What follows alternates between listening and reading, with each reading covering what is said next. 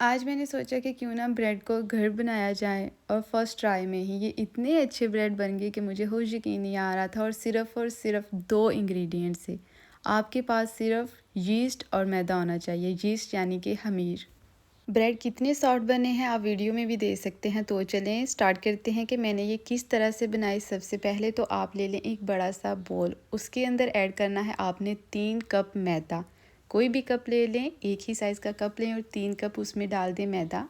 یہ ہے instant یسٹ، half cup نیم گرم دودھ کے اندر آپ نے 2 چمچ یہ یسٹ ڈال دینی ہے، خمیر ڈال دینی ہے اور 10 منٹ کے لیے اس کو رکھ دینا ہے۔ 10 منٹ کے بعد اگر اس پر اسی طرح کی جاگ آ جائے تو سمجھے کہ یہ ایکٹیو ہے، یہ کام کرے گی۔ اس کے بعد اس کو آپ میدے میں مکس کریں گے اور ساتھ ہی ہم مکس کریں گے 2 ٹیبل سپون آئل، یا پھر آپ یہاں پر 2 ٹیبل سپون مکھن ڈال سکتے ہیں۔ اس کے بعد کسی بھی سپون کی مدد سے اس کو ایک دفعہ جس طرح ہم آٹا گوندتے ہیں ویسے ہی اس کو بھی گوندیں گے۔ 10 سے 15 منٹ تک گوندنا ضروری ہے۔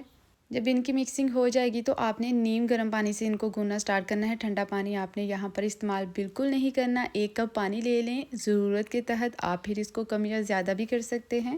گوندتے وقت اگر آپ کو محسوس ہو کہ آٹا تھوڑا سا نرم ہو گیا تو آپ اس کے اندر تھوڑا سا میدا اور ایڈ کر سکتے ہیں، کیونکہ نہ ہی تو یہ بہت زیادہ سخت ہونا چاہیے اور نہ ہی بہت زیادہ گرم۔ آٹا گوندنے کے بعد اس کے اوپر آئل لگا کر 1 سے 1.5 گھنٹے کے لیے ہم اس کو کسی گرم جگہ پر رکھ دیں گے۔ اس کے بعد جب آپ اس کو دیکھیں گے تو یہ اپنے سائز میں ڈبل ہو چکا ہوگا۔ اب ہم نے اس کو ایک دفعہ پھر سے گوندنا ہے، ایک دفعہ پھر سے سیٹ کرنا ہے، لیکن اس دفعہ آپ 1 سے 2 منٹ تک اس کو صرف گوندیں گے۔ اسی دوران اگر آپ میرے چینل پر نئے ہیں تو چینل کو سبسکرائب کر دیں۔ ویڈیو اگر اچھا لگتا ہے تو ویڈیو کو لائک کر دیں اور مجھے کامنٹس میں ضرور بتانا کہ آپ نے گھر میں کبھی ٹرائی کیے ہیں۔ ایک دفعہ پھر سے گوندنے کے بعد اب ہم ان بریڈ کو اپنی مرضی کی شیپ دیں گے۔ میرے پاس یہی ایک پین پڑا تھا جس کے اندر میں اکثر ٹی کیک وغیرہ بناتی ہوں، تو اسی کے اندر میں بنا رہی ہوں۔ تھوڑا سا میں نے اس کو ہاتھوں میں سیٹ کیا اور باقی میں نے پھر پین کے اندر ڈال کر اس کو اپنی طرف سے ایک شیپ دے دی۔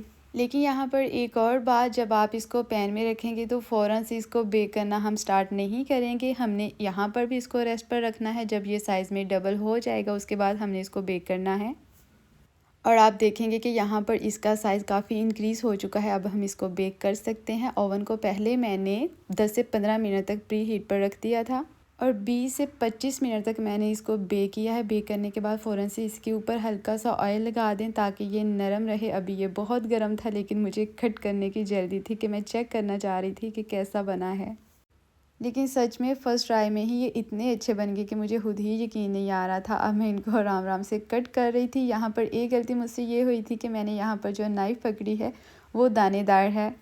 10 سے 15 منٹ ٹھنڈا کرنے کے بعد اس کو ایئر ٹائٹ جار میں رکھتے ہیں روم ٹمپریچر میں 2 دن کے لیے، اور فریزر میں یہ 1 ویک کے لیے چل جائیں گے۔ آئی ہوپ کہ آج کی ریسپی آپ کو پسند آئی ہوگی۔ نیکسٹ ریسپی آپ مجھے کامنٹس میں بھی بتا سکتے ہیں آپ کو نیکسٹ کون سا ویڈیو چاہیے۔ ملتے ہیں نیکسٹ ویڈیو میں، تب تک کے لیے اللہ حافظ، اپنا خیال رکھیے گا۔